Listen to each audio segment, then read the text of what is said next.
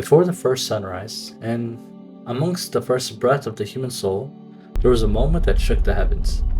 Allah had fashioned Adam al-Islam from the very earth itself, molding him from clay, shaping him with his own hands, and breathing him into a soul. It was unlike anything the world has seen before. And then came the command, bow before Adam. The angels, they obeyed immediately, and their heads lowered in submission, but one among them did not. It was not an angel. It was a jinn, Iblis. He stood tall, his pride burning hotter than the fire which he was created. He refused, and he said with his arrogance and his voice dripping, I am better than him.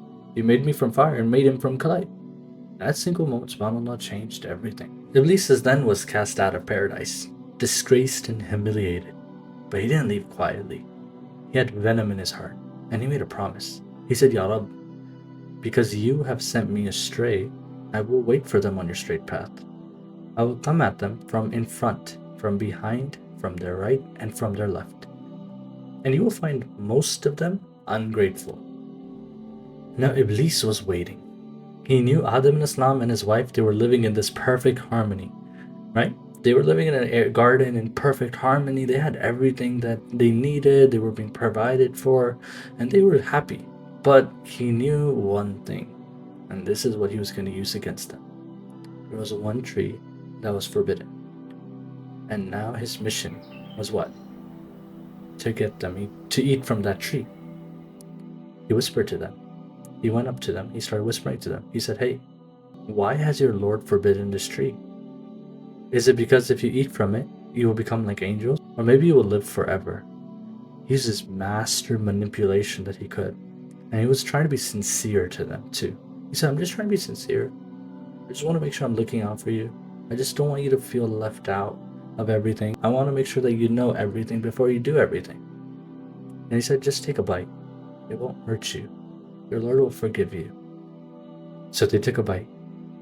And in that instant, their world changed. Their innocence shattered, and they ran around finding leaves to cover themselves. But it was too late. Allah called out, did I not forbid you to eat from this tree? Did I not warn you that Shaitan is an open enemy to you? Their hearts sank.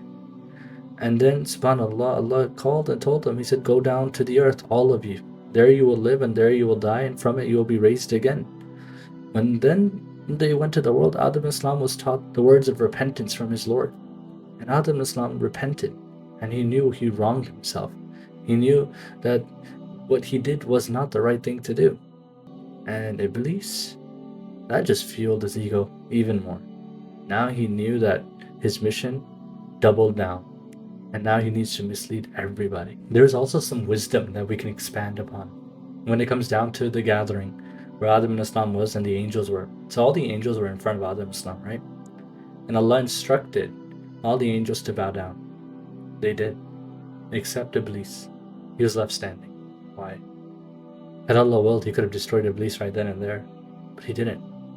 Had Allah willed, when Iblis backtalked and said things that you shouldn't have in front of the Lord, and the most merciful Lord of all the worlds and the heavens and everything in between, Allah could have destroyed him, but Allah didn't.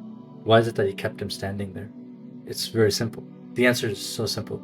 It's because He wanted to show Adam and Islam who the enemy was.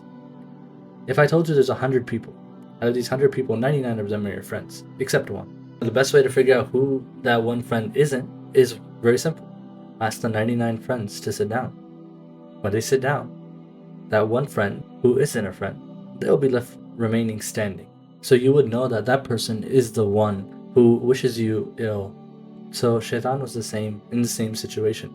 Allah allowed all the angels to bow down so Adam and Islam could clearly see who his enemy was in front of everyone. And Allah even said, I will create a Khalifa on the earth. Allah never said I will create a Khalifa in the heavens. So the idea is very simple, that these people are bound to go to the earth regardless, right? And the enemy of these people is right there. Now this isn't just history, and it isn't just a story. This war is happening currently. It's happening in our homes, it's happening in our minds, it's happening in our hearts, and even our family relations. Shaitan is relentless. He doesn't sleep, doesn't get tired, doesn't take a break.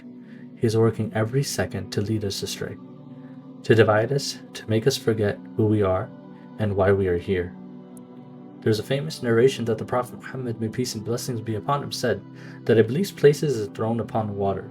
He then sends scouts, or meaning other devils that are nearer to him, and he sends them to create fitna. The nearer to him in rank are those who are the most notorious in creating division. One of them comes and says, I did so and so, and he says, you have done nothing. Then one amongst them and says, I did not spare so and so until I sowed the seeds of discord between the husband and a wife. I made them split. Shaitan goes near him and says, you have done well. He then hugs him, which shows to prove how lethal he is in his tactics. Now, Shaitan, what he fails to realize is the mercy of Allah. He fails to realize that you have a merciful Lord. And that doesn't mean your Lord isn't just when it comes to delivering punishment. No, your Lord is just as well. But he also is merciful. He's very kind. Now, to the extent that every time Shaitan makes you sin, every time he makes you do something you're not proud of, you might think, oh man, Shaitan won. He made me do that.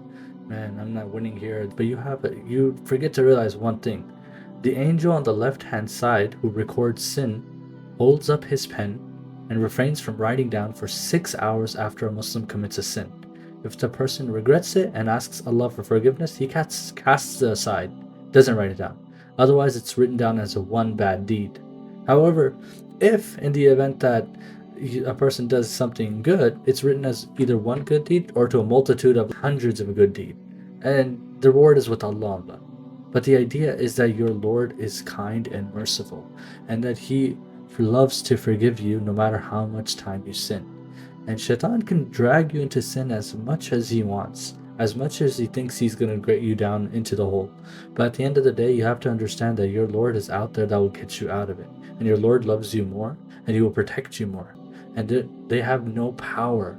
Shaitan has no power, and his army has no power over a person who remembers Allah, because Allah subhanahu wa ta'ala protects that person himself. Shaitan's greatest fear is a believer who knows their worth, meaning they understand that Allah is protecting them. They know their purpose. They know that they have to serve the message of Islam, right? And they know their Lord. They know they have a just and kind Lord who will protect them, regardless, from behind them, from around them, from everywhere, right? So whenever he whispers doubt to you, remember Allah, because then he's going to run away. When he tries to break you, right, ask Allah to protect you. When he isolates you, look towards the Quran and look towards the Sunnah. This will help you.